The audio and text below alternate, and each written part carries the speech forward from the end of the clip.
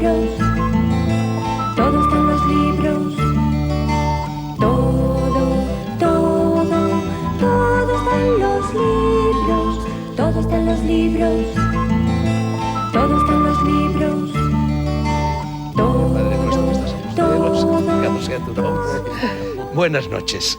Hace 30 años apareció un libro, primer volumen de lo que luego llegaría a ser una verdadera saga, que a mí me cambió la vida. Si tuviese que escoger 10 libros de cabecera, uno, sin la más mínima duda, sería este, que cambió también la vida de muchísimas otras personas, que se convirtió en manual de caballerías, en hoja de ruta, en mapa de peregrinación hacia otras realidades paralelas, convergentes y divergentes de toda la variopinta tropa formada por quienes hicimos cuanto estaba a nuestro alcance para transformar los años 60 en década prodigiosa, que dio pie a un mito, a una fábula, a una leyenda, a un sueño, a una utopía, a una tentativa de conocimiento de lo oculto y de nuestra más profunda y menos visible naturaleza, y que vuelve ahora a las librerías, reeditada por el mismo sello editorial que la publicó entonces.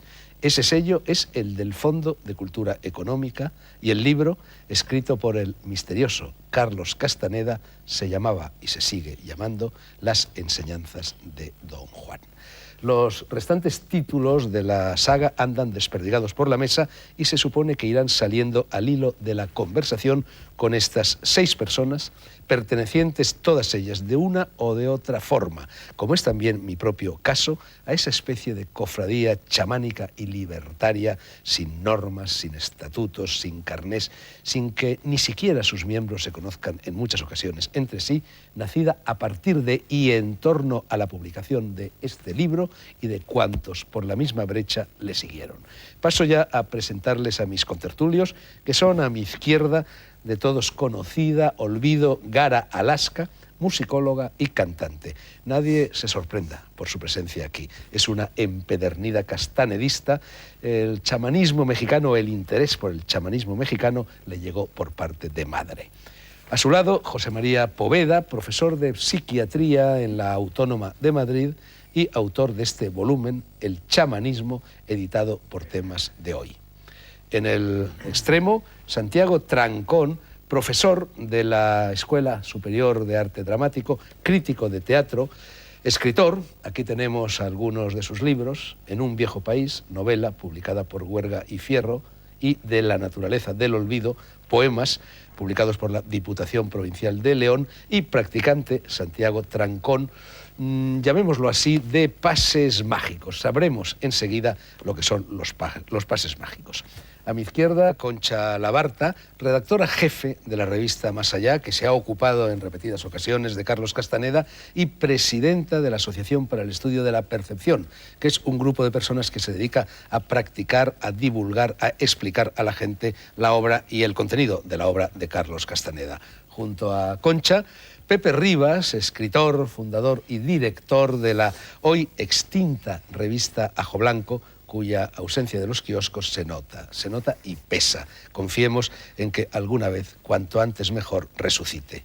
Y por último, el escritor y psiconauta granadino Juanjo Piñeiro, autor de En busca de las plantas sagradas, Gaia, de Psiconautas, exploradores de la conciencia, La liebre de marzo, y de El despertar del hongo, chamanes y plantas de poder, Grijalbo. Hay otros libros relacionados con el asunto que hoy nos convoca por aquí. Seguro que nuestro realizador Marcelo Bravo irá recogiendo y enseñando sus portadas con la escoba de las cámaras, pero me gustaría dedicar una mención especial al primer número de esta publicación, El Idiota, revista monográfica de ideas íntegramente dedicada a los visionarios, ebriedad, sustancias y plantas de poder, reflexión y creatividad.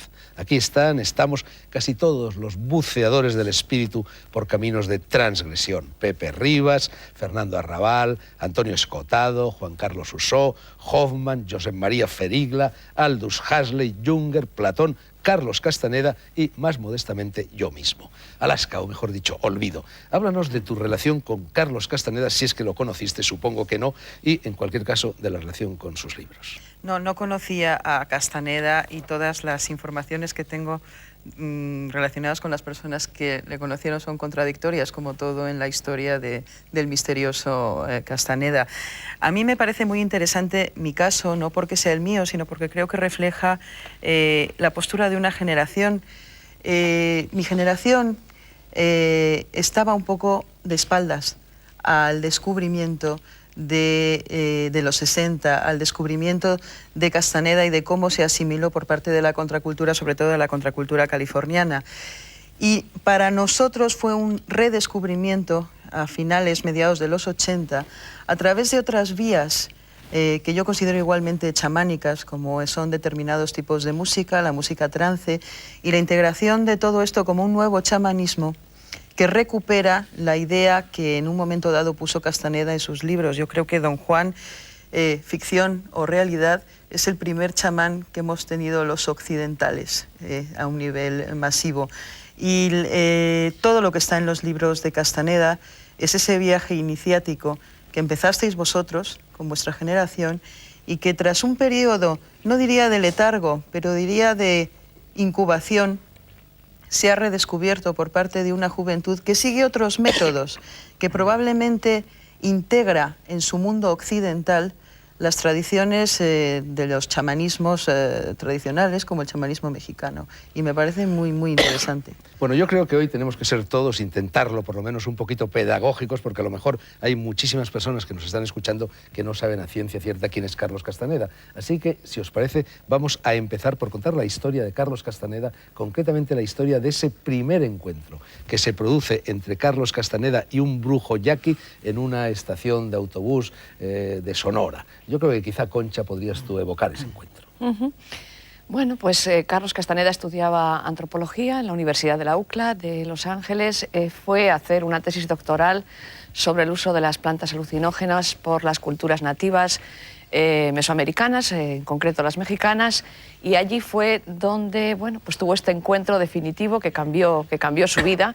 Se encontró con el chamán, don Juan Matus. Él, en principio, ya digo que su idea era la de hacer una tesis doctoral, es decir, la de permanecer como espectador, incluso como juzgón, desde fuera, de qué es lo que estaba ocurriendo allí y cómo estos indios manejaban las plantas psicotrópicas para alterar sus estados de conciencia, pero esas eran sus ideas iniciales. Aquello cambió completamente porque en el curso de los años, pues Carlos Castaneda fue abandonando cada vez más la academia, cada vez más la antropología, para acabar convertido en un heredero cultural del propio Don Juan, del chamán. Es decir, Carlos Castaneda se convirtió, diríamos, al chamanismo.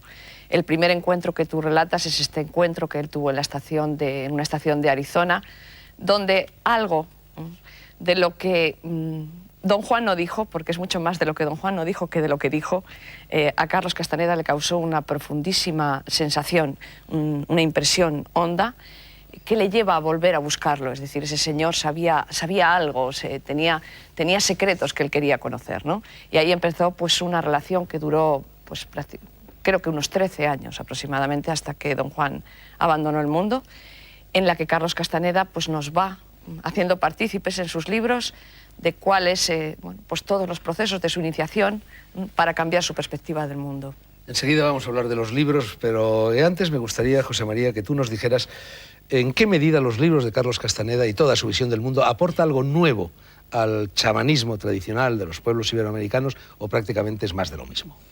Lo que hace sobre todo, yo creo que es dar una estructura muy fácil de entender, porque las primeras veces que incluso pues, los propios españoles, cuando llegan a territorio maya o a territorio azteca, pues son desbordados por una cosa rarísima frente a la que rechazamos muy rápidamente todo lo que representaba.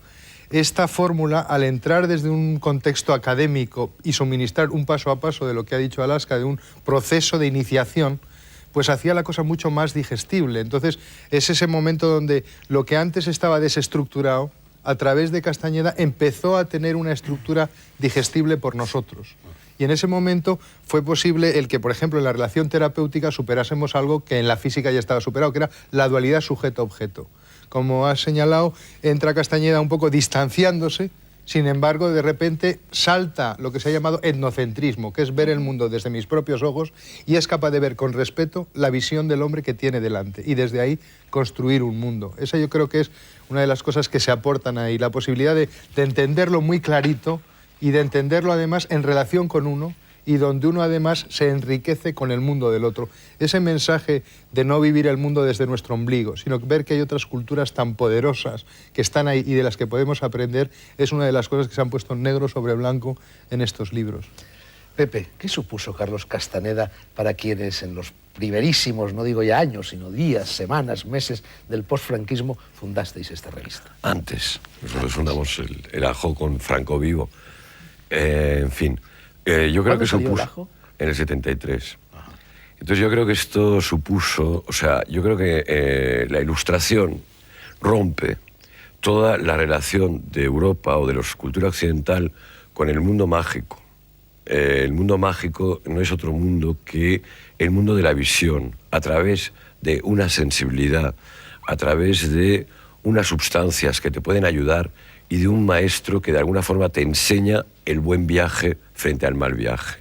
Yo creo que para nosotros Carlos Castaneda representó la recuperación de esas tradiciones antiguas que estaban en Europa, por ejemplo, el cáliz de Cristo, que es la transformación de el vino en sangre, que es un poco esto, todas las brujas de la Edad Media, todo la cábala, en fin, yo creo que en Europa también ha habido muchísima tradición de conectar con la naturaleza a través de unos procedimientos, ¿no? Entonces la ventaja de Castaneda es que de alguna manera, de una forma estoy de acuerdo, partiendo desde la universidad, desde la razón, desde el antropólogo que va a buscar, se convierte, o sea, en el viaje, es un viaje de aventuras casi, en donde él, desde la ciencia, se convierte a la magia.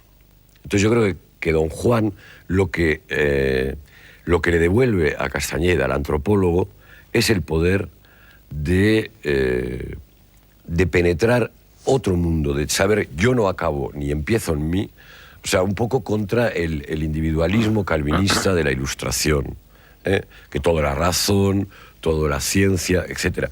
¿Dónde está la poesía? ¿Dónde está la magia? ¿Dónde está el viaje que desde dentro te abre afuera?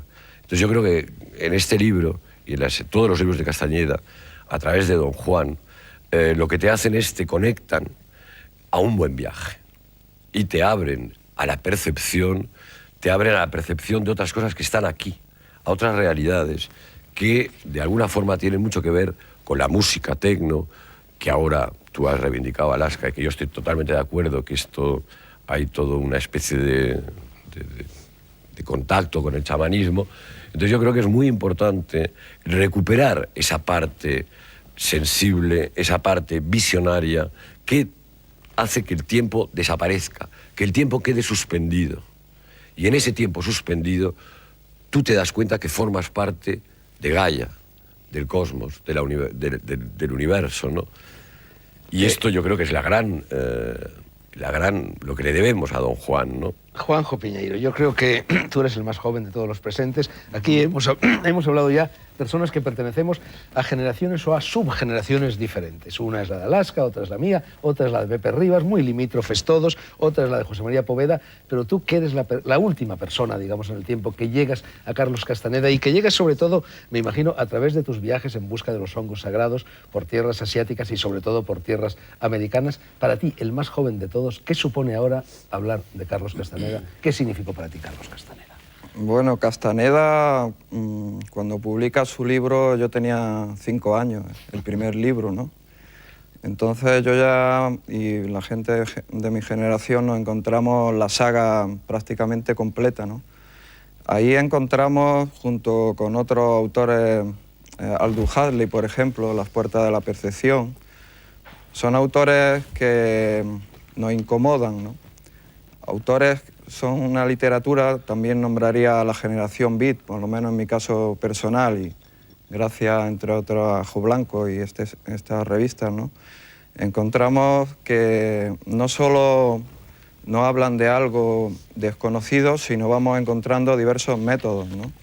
Ya no está solo Castaneda, hay otros autores, hay otros sistemas, hay otros métodos, hay una gran variedad, ¿no?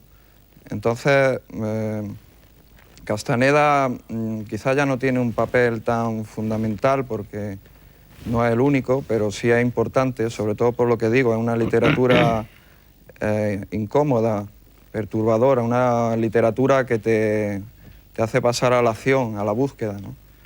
Y entonces, en mi caso, fui de viaje allí, bueno, en principio a Sudamérica, luego a Asia, sí, luego a México. En otros casos ha sido pues investigando con la sustancia enteogénica o psicodélicos, el nombre me da igual, ¿no? En otros casos, pues ahora están los pases mágicos, ¿no? Yo creo que en toda la saga hay muchos métodos, hay muchos sistemas ahí recogidos. Bueno, como efectivamente en la saga hay muchas cosas, vamos a ver si clasificamos un poquito la bibliografía de Carlos Castaneda. Después de las enseñanzas de Don Juan, y os lo pregunto quizá a ti, Concha, y a ti, Santiago, que todavía no habéis hablado, llegan 3 libros, que son Una realidad aparte, El viaje a Islán y Los relatos de poder. Yo creo que eso es un primer ciclo. Y yo os tengo que confesar que cuando aparece el 5.º libro, que es El segundo anillo de poder, yo ahí, no sé, percibo una quiebra, una ruptura de la continuidad castanediana, y yo empiezo a apartarme un poco de Castaneda a partir del segundo anillo del poder. Me gustaría saber si vosotros estáis de acuerdo en la existencia de estos 2 ciclos y dónde radica la diferencia entre uno y otro. Yo creo que no hay tal distinción en los libros ni esos ciclos. A mí me parece que eso más bien lo hacen los lectores y que lo que plantean en tal caso es cómo se aproximan a Carlos Castaneda, y son ellos los que hacen esos distintos ciclos, ¿no? A mí me parece que la obra de Castaneda tiene una coherencia absoluta, total, incluso una coherencia académica, de sistema cognitivo, de coherencia estructural, ¿no? Absolutamente no hay esa división. Lo que pasa es que quizás los primeros libros tienen un componente muy narrativo, muy literario, muy fuerte, ¿no? Y a los amantes de la literatura nos enganchó eso, ¿no? Luego viene un lado, digamos, de intentar aproximar todo eso, digamos, a una realidad palpable, es decir, salir un poco del terreno de la mera fantasía, ¿no? De lo que nos parecía una cosa muy bonita, y ahí es cuando empieza, digamos, el Castaneda que a mí más me interesa. Es decir, el que realmente te plantea la posibilidad de transformar tu vida a partir de lo que te está diciendo, que no se queda en un mero relato de poder más o menos fantástico, y sin dejar de ser un grandísimo escritor fascinante, un antropólogo coherente y perfectamente defendible en cualquier ámbito académico, a pesar de que los ámbitos oficiales lo han dejado. ¿Pero por qué? Fundamentalmente porque plantea algo que va más allá, digamos, de las meras estructuras académicas oficiales, y es el compromiso personal con el conocimiento que te transmite. Y ese compromiso exige intentar corroborar tú mismo, a partir de tu cuerpo y tu experiencia, qué es lo que pasa con lo que te está diciendo. ¿Es posible realmente cambiar la percepción del mundo? ¿Es posible realmente adentrarse en mundos sin necesidad de drogas? Porque esa fue su primera puerta, pero luego la abandonó, porque él quería dar una puerta que sirviera para cualquiera y acercarlo a cualquiera. Y ahí es donde, digamos, empieza un viaje absolutamente fascinante. Y el que a mí más me interesa es este viaje, ¿no? Y no es incoherente con el anterior, no es contradictorio. José María, pero hay una diferencia que los lectores ávidos de Castañeda hemos sentido, y es que hay un momento determinado en el cual Don Juan ya no está. Y esto pasa a partir de 1980. Y anoche yo pues me metí en Internet, que es uno de mis vicios públicos y notorios, como sabes, Fernando, y marqué Castaneda. Entonces, ¿qué ocurrió? Pues entre los cientos de documentos, miles que hay ahí accesibles, había uno de Merlin Tunes-Gender que insiste mucho en este aspecto, que antes de 1980 la relación Castañeda-Don Juan fue muy consistente, pero a partir de 1980 ella afirma que fue excluido del grupo de Castañeda. Quizás eso es una cosa muy discutible. Castañeda fue excluido del grupo de Don Juan, y entonces la presencia de Don Juan es distinta, hay más Castañeda. Y en este sentido el compromiso de cada uno de nosotros que pueda tener con Castañeda y lo que él dice está ahí más, pero la información sobre Castañeda ya no está. Y hay otro tipo de cosa, y es muy importante ese otro tipo de cosa, pero la frescura originaria, a partir de la cual por lo menos yo me nutrí y me resultó muy fácil de seguir, estaba en esos primeros libros que ha señalado en ese primer ciclo. Luego ocurre una segunda cosa, pero esa segunda cosa es más Carlos Castañeda que está muy bien, y menos Don Juan. Bueno, vamos a hablar un poco del personaje. Yo he dicho que era un personaje misterioso, también Olvido ha utilizado el mismo adjetivo, e incluso ahora unos estamos hablando de Castaneda y otros de Castañeda. No se sabe muy bien si nació en Perú, si nació en Brasil. Tú, Concha, lo conociste, tuviste 8 años de contactos con él. Realmente, ¿quién era Carlos Castaneda? Castaneda, Castañeda, brasileño, peruano, ¿qué? Imposible responder a esa pregunta, no porque no quiera, sino porque Carlos Castaneda era un personaje que se reinventaba a sí mismo continuamente. Antes hablabas de 2 ciclos en los libros.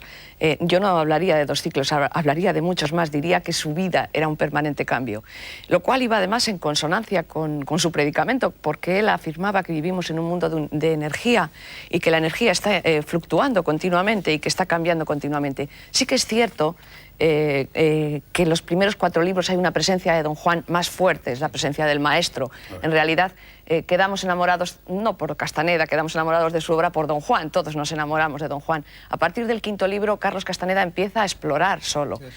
No tanto porque, no porque Don Juan lo echara de grupo ninguno, sino porque es que Don Juan se acabó. Quiero decir, Don Juan era muy mayor cuando Carlos Castaneda lo conoce y Don Juan se va de este mundo, entonces ya no hay grupo que sostener. Carlos Castaneda queda sobre la herencia de Don Juan queda, bueno, pues en manos de Castaneda, y Castaneda tiene que transitar el nuevo tiempo, ¿no? Y lo hace pues con la mayor elegancia y con la mayor cordura que puede y que sabe. Gustos aparte, a unos nos gustará más la primera, a otros nos gustará más. ¿Quién era? Es imposible decirlo, porque aparecía cuando quería, desaparecía cuando le daba la gana. No es sus libros no solamente son literatura, verdaderamente él vivía lo que dice en sus libros. Era un individuo sin rutinas, no se le podía... Tú fuiste la segunda española, por lo menos públicamente, que lo conociste. Carmina Ford lo conoció antes, escribió una larga entrevista con él, y luego, ¿tú cómo lo conociste? ¿Dónde? Yo lo conocí en un viaje suyo personal que hizo a Madrid. Nunca supe los motivos. Él llegó con 2 mujeres de su grupo, 2 mujeres que practicaban el chamanismo con él, y los motivos de aquel viaje totalmente desconocidos. ¿Por qué yo tuve la suerte de estar en ese momento? Tampoco te puedo responder a eso. Lo cierto es que ahí sí que entablamos una relación que perduró a lo largo de los años, ¿no? Pero él era simpático. Él era extraordinariamente simpático, era pequeñito, de altura, una persona nerviosa, muy dinámico, no podía estarse quieto, un remanente de energía absoluto, un sentido del humor extraordinario, muy inteligente, muy observador. Era una persona con una intensidad, diríamos, que enamoraba, enganchaba. Si no sabemos muy bien quién es porque una de las enseñanzas de Don Juan consistía en borrar la propia historia. Y él lo hizo continuamente. Lo cual coincidía con Krishnamurti, por ejemplo. Es decir, el peso de nuestra memoria, de lo que hemos sido, nos clasifica, nos encasilla, nos determina, nos quita libertad, ¿no? Antes me preguntabas dónde había nacido. La versión que a mí me dio es que nació en Brasil. Digo la que a mí me dio porque a otras personas les dio otra. Sí, entonces, en Cajamarca también, en Perú, exacto. ¿no? Como el Inca, ¿no? Verdaderamente el asunto es que todo este tipo de preguntas con las que uno acudía a Carlos Castaneda cuando lo conocía, de dónde naciste, dónde vives, se te iban desdibujando a medida que tratabas con él. A la media hora ya no tenías ningún interés en saber ni dónde nació, ni dónde vivía, ni cuál era su... Es decir, él te llevaba a vivir de otra manera. Podemos decir que el conjunto de la obra de Carlos Castaneda, en definitiva, es una teoría del conocimiento, un sistema cognoscitivo para entender práctica. La realidad. Toda gnosis es una práctica, ¿no? Es un sistema efectivamente cognitivo, pero que entiende el conocimiento no de una manera meramente intelectual ni mental, sino que el conocimiento es el cuerpo que siente, el cuerpo que ve, el cuerpo que experimenta y que solo se fía de lo que corrobora y que no, da por sentado nada previamente y que todo lo pasa, por su propia experiencia energética y cómo está viviendo él encararse con todo lo que le rodea. Ni le aleja del mundo, ni le mete en una burbuja mental. Y esa es a mí me parece algo muy revolucionario, que el conocimiento es un conocimiento absolutamente corporal, entero y energético, y que no cabe, el alejar digamos, en la mente cosas muy bonitas si luego tú no las llevas a la práctica. Y ese lado práctico es el que realmente aleja a muchos lectores meramente intelectuales de Castaneda del verdadero sentido de su obra y lo más fascinante y lo más asombroso, que es la posibilidad que uno que tiene de vivir lo que él está contando, de saber que eso no es un cuento y que uno puede corroborar paso a paso todo eso. Bueno, ahí es donde entra el mayor interés de la obra. Nos quedan un par de minutillos antes de la publicidad y para muchísima gente, para muchísimos lectores, decir Castaneda es decir sustancias enteogénicas, es decir, drogas psicotrópicas, psicomiméticas, llamémoslas como queramos. En los primeros libros, ya se ha dicho, él utiliza el humito, la datura, la hierba del diablo, el estramonio, el peyote, y luego, en cambio, desaparece. ¿Por qué? Era una farsa al principio, siguió utilizándolas después. ¿Qué significa este escamoteo? Yo creo que estas sustancias lo que te permiten es romper la muralla que te ha creado la educación recibida. Eso. Romper rutinas, diría él. Murallas, se diría. Murallas, canales de energía, chakras, como quieras llamarlo. Entonces yo creo que estas sustancias, cuando se saben tomar y se toman en el momento adecuado, en el lugar adecuado, y tienes el maestro, don Juan, que te enseña a hacer todo el proceso, entonces realmente cuando tú has abierto el chakra, ves la áurea de la gente, ves cuando una persona te está diciendo verdad o mentira, rompes el tiempo lineal, entras en el cósmico o circular de los budistas. Tiempo visionario. Exacto, y entonces yo creo que esto es un poco la primera parte que tú dices que te gusta de Carlos Castañeda, yo creo que lo que te está explicando esto. La segunda parte yo creo que es una parte mucho menos literaria, como decías tú, y es una parte más para científicos, para antropólogos o para... Yo creo que... porque es menos viaje, es otro viaje. Una reflexión segunda, pero que experiencia primera. Pero a mí lo que me interesa es romper. En 30 segundos, Pepe y resto de la compañía. Una persona que en estos momentos quiera seguir las enseñanzas de don Juan y de Carlos Castaneda, ¿debería empezar por acudir al consumo de esas sustancias o puede prescindir de ellas? Yo creo que no. Hay muchísimos sistemas de entrar en trance. Ahora, la cosa es cómo usar... Pero incluso para el que no ha roto murallas o rutinas. Eso es, sí. También hay sistemas. Y una vez rotas, quedan rotas, que es lo interesante de todos estos aspectos. Una vez que están abiertas, quedan abiertas. Que es muy curioso, porque es lo que se decía antes de la esquizofrenia, que es que antes de ser esquizofrénico no es de una manera y cuando hay la esquizofrenia, catapum. Ya la cosa no va a ir para... Y esto es un poco la demostración no llamas de que crisis llamadas psicológicas fuertísimas pueden tener un extraordinario valor para que la personalidad se consolide, se desarrolle y las emergencias no sean psiquiátricas en el sentido negativo, sino emergencias espirituales. Y eso es lo que se ha planteado a partir de estas lecturas. Sí, ¿no? Y no hay que olvidar algo que Carlos Castaneda repetía a menudo, y es que aunque don Juan utilizó este tipo de sustancias en una parte de su entrenamiento, había otros alumnos, otros estudiantes del chamán que jamás requirieron estas sustancias. Él insistía en que si estas sustancias fueron utilizadas con él es porque él era especialmente duro para romper Ahí está la clave, ¿no? En el viaje de Estelán, él explica que don Juan le dice, bueno, en tu caso. Pero claro, en nuestra sociedad es el caso de muchas personas, ¿no? Al margen de lo que digan en los libros, un autor es a favor, otro en contra, el caso es que se están usando. Muchísimos jóvenes usan esas sustancias. Lo que podemos hablar es qué papel cumplen, no depender de ellas.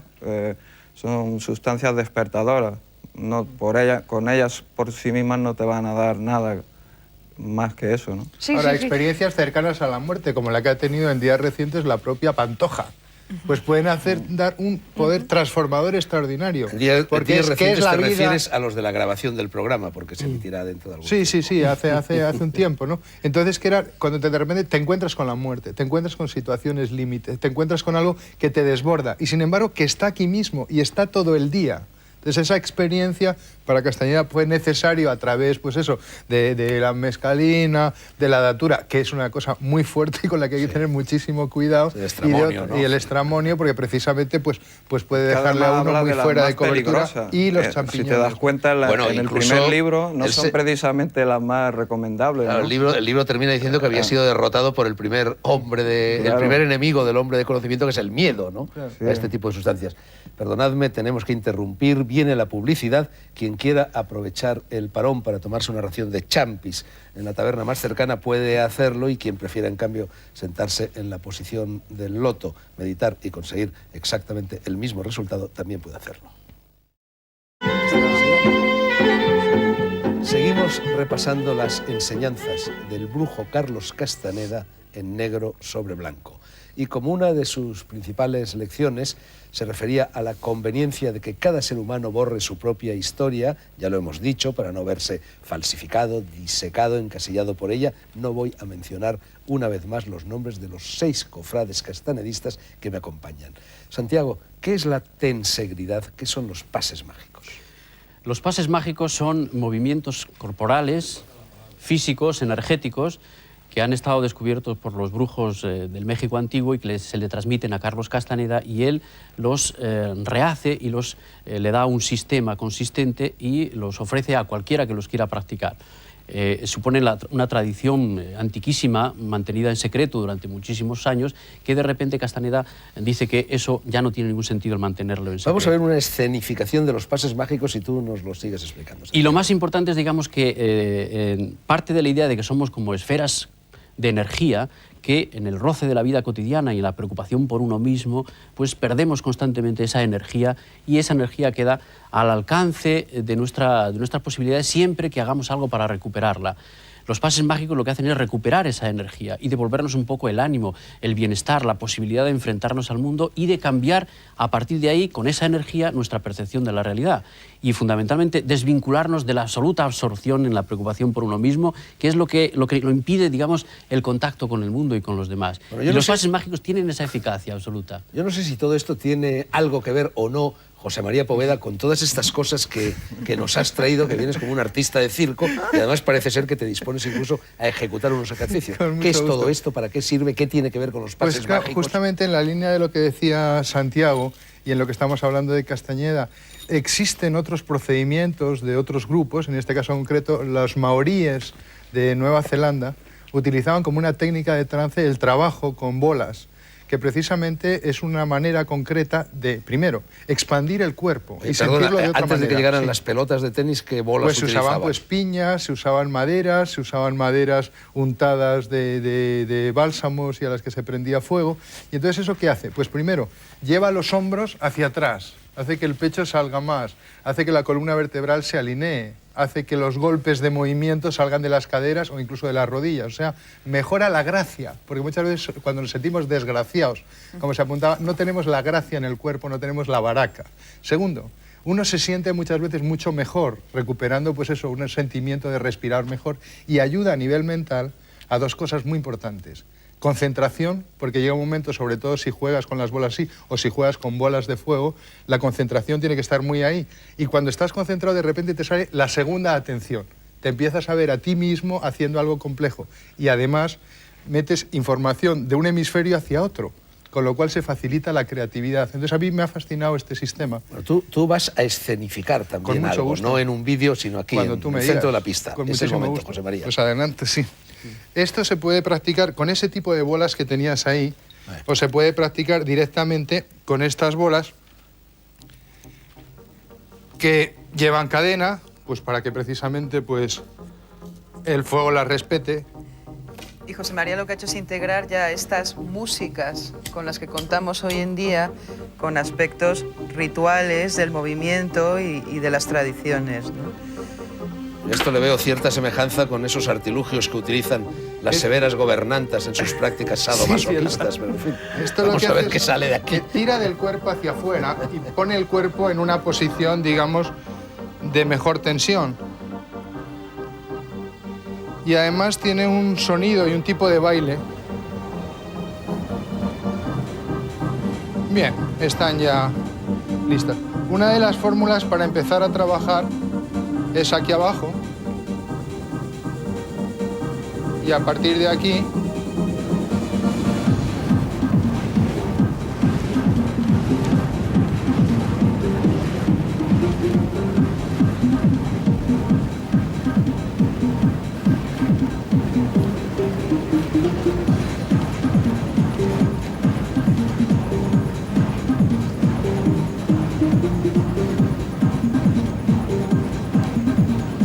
En esta suerte de iniciación shivaíta cuenta no solo el fuego, ¿no? Cuenta también el sonido del fuego, ¿no? El sonido es muy importante. El micrófono lo estará recogiendo. Porque no es solo un fenómeno de visión, sino es verse dentro de un círculo de fuego, como la diosa Shiva.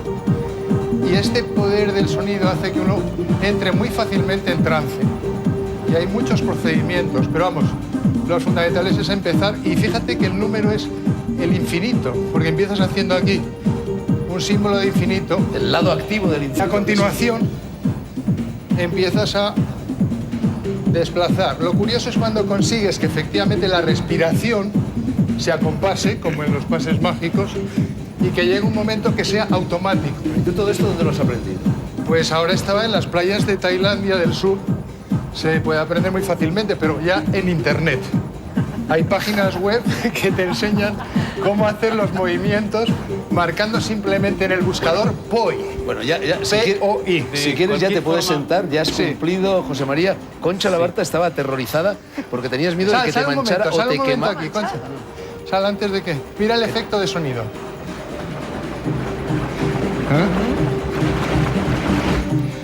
Bueno, ya se ha apagado. Concha, eres una mujer valiente Fernando, porque... Perdón un momento, Santiago, que es que le quería preguntar a Concha, que estaba aterrorizada, decía, por miedo a que José María Poveda le manchase o le quemase esa blusa que fue un regalo de Florinda, Sí. una de las herederas de la tradición chamánica juanista, ¿no? Sí, sí, don Juan tuvo varios discípulos, aparte de Carlos Castaneda, había otras 3 mujeres que han trabajado con él durante todas estas décadas. Una de ellas era Florinda Donner Grau y esta camisa era un regalo suyo, por eso que ponía especial cuidado en que no me la manchara, ¿no? Sí. Bueno, hablemos un poco de la muerte. ¿Cómo murió Castaneda? No lo sé. Porque se ha dicho que tenía cáncer de hígado. ¿Eso es verdad o no? No lo sé. Yo la última vez que lo vi no tenía la apariencia de ser una persona enferma. Esto es todo lo que puedo atestiguar, ¿no? Yo no estaba allí en la muerte de Carlos Castaneda. Fíjate, no sabíamos cómo vivía para saber cómo murió, ¿no? Alguien debe de saberlo, pero no es mi caso. Bueno, ¿no? ¿y cómo murió don Juan? Te lo digo porque en cierta ocasión me contaron que en el mismo momento en el que murió don Juan se desencadenó el terremoto de Ciudad de México. Pues la fecha que Carlos Castaneda siempre dio para la desaparición de don Juan es el año 85, creo. Que creo que fue cuando fue el terremoto de México. O sea que sí coincidiría, sí. ¿Cómo murió don Juan? Todavía lo sé menos. Tengo el relato de Carlos Castaneda. Es un relato mágico, un relato alternativo. Según la tradición de estos chamanes, cuando una persona ha acumulado suficiente energía, suficiente poder personal y llega el momento de despedirse de la muerte, es posible también, no solamente han vivido de una manera alternativa, sino que también mueren de una manera alternativa. ¿Cómo? Conservando toda su conciencia. Carlos Castaneda decía que aquello había sido un espectáculo para sus ojos, porque don Juan y su grupo de brujos habían desaparecido como luces, ¿no? Girando, ¿no? Y que se elevaron hacia el cielo y que él lo vio, desde luego, esta es una descripción. Bueno, él habla del linaje de los guerreros de la luz, ¿no? Sí, sí, efectivamente, sí, como la serpiente de Quetzalcóatl, el mito de Quetzalcóatl, el de la serpiente emplumada, los guerreros que dan una vuelta en torno a la tierra y se despiden definitivamente, ¿no? Pero, ¿qué es la muerte en el chamanismo? ¿Qué es la muerte en las enseñanzas de don Juan? ¿Es el paso a una realidad aparte? ¿Dónde está don Juan? ¿Dónde está Carlos Castaneda? Si es que están en alguna parte y si es que lo sabéis, claro. Es desde luego una consejera, ¿no? Y eso ha sido uno de los mensajes fundamentales, porque además permitía lo que tú apuntabas antes, superar el miedo.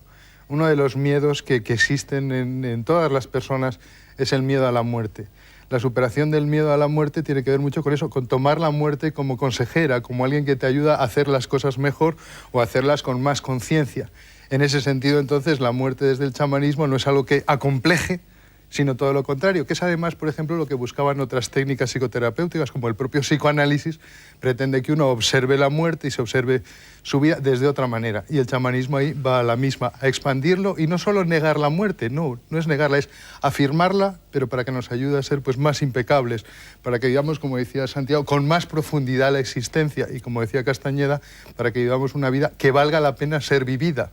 Porque si no, el miedo hace que nos pongamos torpes, que nos pongamos concretos y que nos peguemos solo a la razón, como habías apuntado tú Pero antes. tiene que ver con el ego. Yo pienso que aquí estamos hablando de una muerte o una disolución del ego. Como igual que Castaneda habla de la importancia de perder la propia importancia.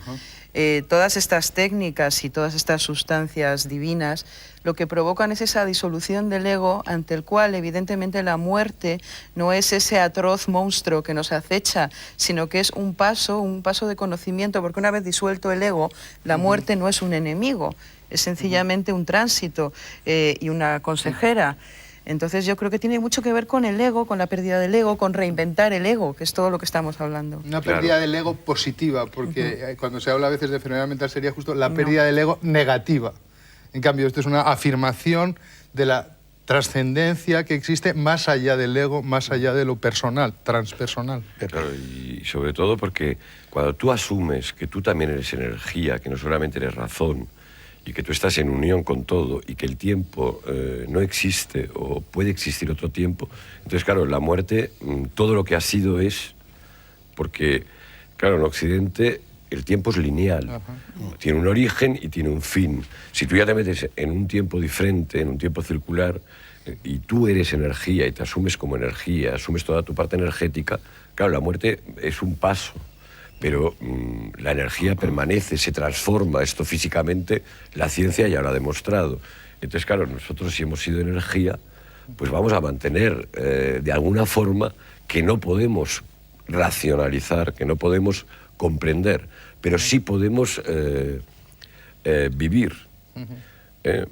Sí, eso, por ejemplo, es parte del trabajo que tú mismo has hecho, cuando tú a través de Ajo Blanco has generado cosas que muchas veces los demás todavía no habíamos visto, pero que formaban parte de tus visiones, y esas visiones las puedes tener porque estás más allá del ego, en una visión global, ¿no? Y cuando uno tiene esa visión global, anticipa. Claro, yo creo que todo es cuestión de abrir la sensibilidad. O sea, de no tener miedo a tu sensibilidad, de captar cosas raras y no tener miedo. O sea, yo creo que el miedo... Lo que Aldous Huxley llevaba a las puertas de la percepción, claro, cuando toma la mescalina, ¿no? Con miedo no se puede hacer nada. Y luego, lo que está pasando ahora, pues con la gente joven que se toma pastillas sin saber lo que está tomando, tampoco es bueno. O sea, es decir, esto es bastante más serio y de lo que parece. Entonces, en este momento, comprar momentos mágicos no es solución. Esto es... yo creo que también esto es lo que te explicaba don Juan, ¿no? Don Juan tardó muchísimo tiempo en enseñar a Carlos Castañeda todo este proceso. Claro, no es un prêt-à-porter, es un largo proceso. No es una noche en una discoteca. Permitidme que vaya introduciendo, antes de que se nos termine del todo el programa, algunos otros temas relacionados con Carlos Castaneda. Me gustaría que hablarais un poco de esos dos lenguajes de las culturas precolombinas con los cuales se toparon los españoles cuando llegaron allí, que eran el tonal y el nahual. En eso insiste mucho don Juan. El tonal sería un poco, pues hombre, el idioma de todos los días, el que nos sirve para hablar con nuestro vecino, y en cambio el nahual sería ese otro lenguaje de índole superior que nos permite expresar y entrar en comunicación con otro tipo de realidades. ¿Cómo juega el tonal y el nahual? ¿Qué son el tonal y el nahual? El nahual, en definitiva, es recuperar el lado mágico que todos somos. Todas nuestras posibilidades energéticas, perceptivas, evolutivas, que están bloqueadas y cerradas por la absorción y la preocupación por uno mismo, por el yo, por la socialización, por toda una serie de, hasta por la propia sintaxis, que nos dice el mundo es así y nada más. Y no existe nada más que eso, ¿no? Y cualquiera que, digamos, se tome en serio que él está sintiendo que el mundo es algo más, dice, voy a explorarlo. O sea, el nahual nos sirve para una descripción no convencional de la realidad. De todo lo que no entra, digamos, dentro de los esquemas de la socialización y de la razón. Todo eso es el nahual. En definitiva, todas las posibilidades perceptivas y el lado verdaderamente increíble que tiene el hombre, de posibilidades de evolucionar y de llegar hacia donde le parece un sueño. Y eso, insisto, que hay muchas maneras de llegarlo. En el caso de los pases mágicos tiene la virtud de que lo desvinculan un poquito del lado este ritual que tú has hecho aquí y lo hacen como más cercano posible, y no necesitas ninguna cosa especial. Puedes recuperar tu estado y tu capacidad de ver que el mundo es mucho más, simplemente con movimientos, con ejercicios. Entonces es ahí, digo, donde empieza la verdadera capacidad de asombro y donde Castaneda empieza a ser algo real, vivo, posible, y que todo eso empieza a... todas las dudas y todo eso desaparece porque estás corroborando tú lo que está pasando. Él hace ver esa idea... Y esa es la parte que yo creo que es verdaderamente mágica, y eso es el nahual, en definitiva. Otros es meterte en el encantamiento y en el tiempo suspendido, yo diría. Es una manera de aludir con el nahual a lo que es la expansión visionaria. Es decir, hay mundos sobre mundos, y el mundo del nahual te muestra que las palabras no son las cosas, el mapa no es el territorio. Hay más de lo que normalmente uno ve cuando está hipnotizado por lo inmediato y por los miedos inmediatos. Y esa es la ayuda que uno, a través de paseos mágicos, a través de experiencias cercanas a la muerte, a través de experiencias verdaderas de la vida, uno puede llegar a esa relación con el mundo del Nahual. Quiero decir que esto no está nada reñido con la ciencia, es lo que yo quiero decir. No, para nada. Que Castaneda es un verdadero científico de la percepción, se lo toma en serio, digamos, no hace elucubraciones, dice, es posible, pues voy a experimentarlo. Y en ese sentido es un verdadero científico que no da nada por supuesto, sino que quiere corroborarlo y demuestra que eso es así y que tiene experiencias reales, ¿no? Sí, y ahondando un poco en el tema de que es un verdadero científico, Carlos Castaneda no escribe sus libros para que se crean o dejen de ser creídos. A él le hartaba sobremanera yo creo lo que tú dices en los libros, no, es demasiado imaginativo, no te creo para nada, no se trata aquí de creer a nadie, él insistía, se trata de experimentarlo, es decir, no me vale con que tú creas en mí gratuitamente o con que dejes de creer igual de gratuitamente, el asunto es que aquí hay algo que debe de ser experimentado, eso es diríamos una manera de actuar de un científico. Sí, es descriptiva, en este caso son descripciones fenomenológicas que entronca justamente con la corriente europea que sustentaba esa idea. Con cierta rapidez, a partir de ahora, que nos quedan unos 8 minutillos, un capítulo esencial del primer volumen de las enseñanzas de Don Juan era el capítulo de los aliados. Don Juan le enseñaba a Carlos Castaneda que el hombre que quiere avanzar en el proceso del conocimiento tiene que encontrar aliados que le ayuden e incluso le decía que si se equivocaba de aliado eso podría hasta acarrearle la muerte o en cualquier caso desastres sin cuento. Hablemos de los aliados. Convertirse en un demonio. El lado oscuro. El lado oscuro. Sí. Claro, yo creo que el maestro es esencial. Primero porque te enseña esto, a saber cuál es tu aliado. Entonces, claro, por ejemplo, si a mí me horroriza el color rojo, yo no puedo, cuando estoy metiéndome hongos, tener nada rojo. O me han de enseñar, que también esto en los hongos es muy claro, que has de encontrar tu sitio. Bueno, ese es uno de los títulos si a ti te gustan los iniciales gatos, de la saga. Tú ves que el gato, que conserva muchas cosas interesantes, pues siempre busca su sitio. Entonces, claro, el sitio de la energía, hay puntos buenos, hay puntos malos. Es decir, en las culturas célticas, ¿por qué plantaban los menires en un determinado lugar? Porque eran puntos de energía del centro de la Tierra hacia el cielo, ¿no? Entonces has de encontrar tu sitio, los tu color de la tierra, claro, o de tu cuerpo. para que te sean aliados. Entonces, claro, en el libro de Don Juan es fantástico como Mescalito se hace aliado de Don Juan, de Carlos Castaneda, cuando pierde el miedo. Yo diría en la batalla del miedo es muy importante, ¿no? El miedo a uno mismo también, ¿no? Claro, porque cuanto más poderoso sea el método, la técnica, más eficaz, más va a aparecer tus propios miedos. Hemos hablado de la muerte, podemos hablar de mucho, ¿no? La sombra que hablaba Jung, ¿no? Tu parte oscura, la parte oscura de todo el mundo, de la existencia, ¿no? Cuando hablaba antes del tonal del Nahual se puede ver, es muy dual eso, ¿no? Aquí ahora está todo, está las partes luminosas, las partes oscuras, las partes grises, y entonces nos encontramos constantemente, no solo cuando estamos practicando estas cosas o cuando tomamos unos hongos o lo que sea, ¿no? Nos encontramos con toda la variedad de la experiencia humana. Que si uno se toma en serio las cosas concretas que dice Carlos Castaneda, uno descubre que aliado puede ser cualquier cosa, que no necesitamos maestros, que realmente lo importante es recuperar la confianza en nuestra propia conciencia y que esa conciencia te va diciendo cuando algo pero es un camino reconocer cuál es tu aliado. Sí, a lo mejor para ti es distinto. Efectivamente, no va a ser para todos igual, por supuesto, pero la recuperación de la confianza en uno mismo, en el sentido de escuchar la propia energía, el propio cuerpo y hacia dónde te dice la conciencia, lo que dice seguir el camino con corazón, eso suple todos los aliados, porque todo se convierte en aliado.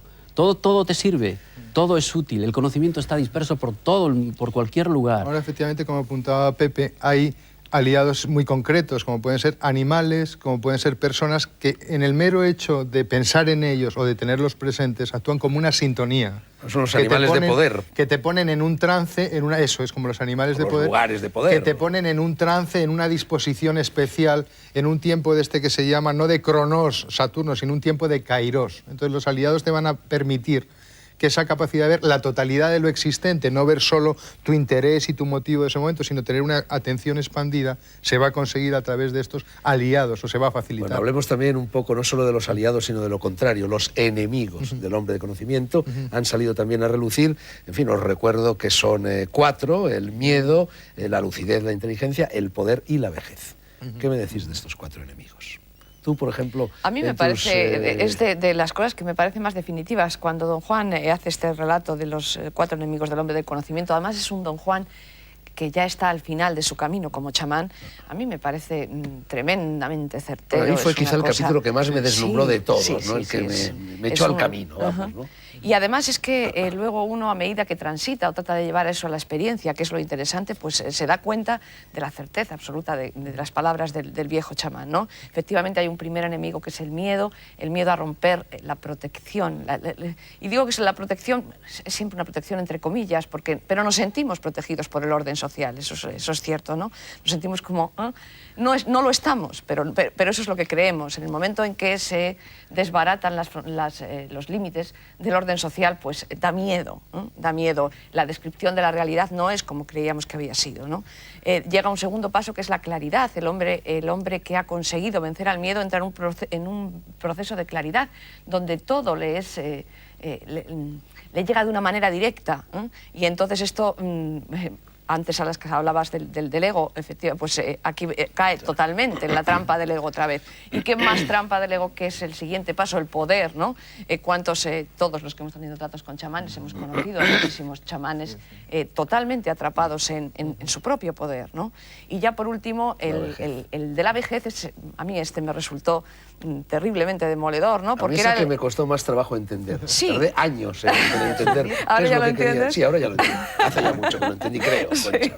Entonces, es el enemigo que nunca puede ser derrotado, decía don Juan. Los otros 3 podemos derrotarlos con trabajo, pero la vejez no solo puede ser aparcado, porque el brujo que ha llegado a viejo es un hombre que ha visto tanto, que quiere descansar.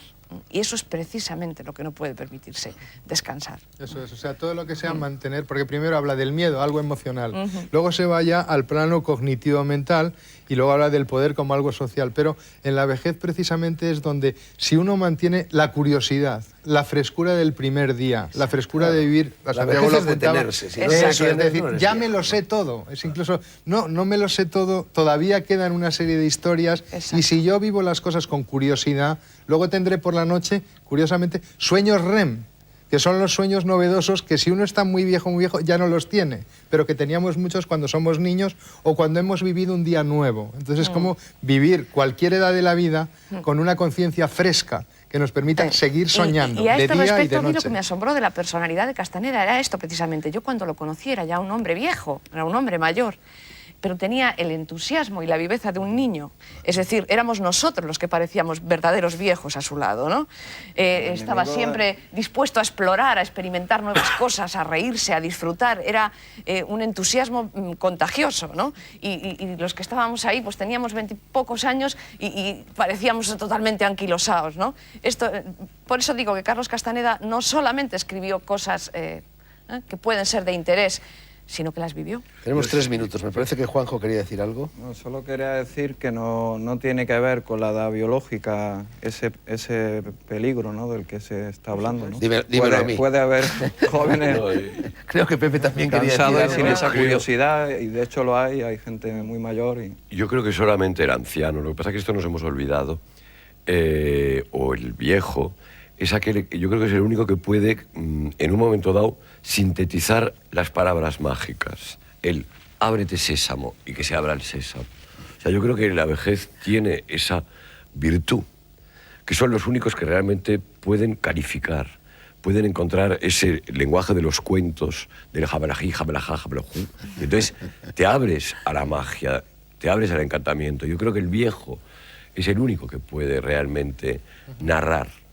Yo creo que para narrar hay que asumir la plenitud que te da la madurez y aceptar la vejez. Y yo creo que, por ejemplo, en las tribus del país Dogón, en África, o en las tribus cualquiera antigua, de las culturas antiguas, el consejo de viejos es el poder, porque son los sabios.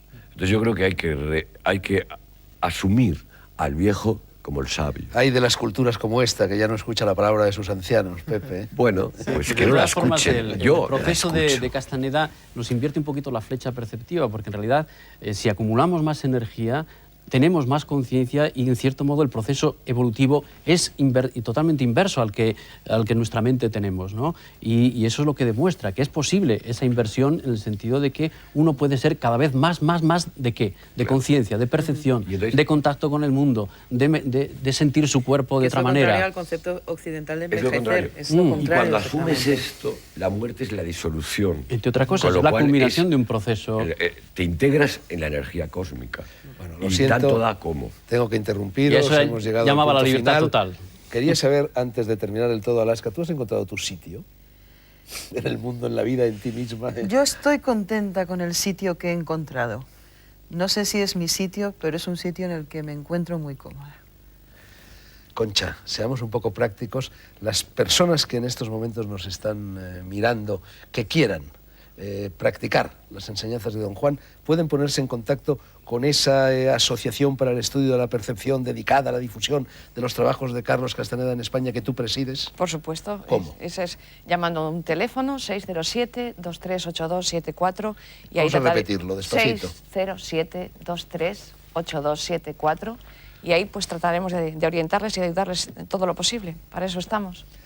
Fin del programa, nos queda el tiempo justo para saludar a don Juan, a don Genaro y a Carlos Castaneda, doquiera estén, para agradecer a Olvido Alaska, José María Poveda, Santiago Trancón, Concha Labarta, Pepe Rivas y Juanjo Piñeiro su aportación a esta especie de oración fúnebre o, en cualquier caso, póstuma, dedicada a mi maestro y maestro de todos ellos, Carlitos, y para recomendarles a ustedes muy vivamente, casi más vivamente que nunca, la lectura de esta obra maestra de la literatura, de la filosofía, de la antropología, de la gnosis, de la aventura del ser y de la aventura del conocer.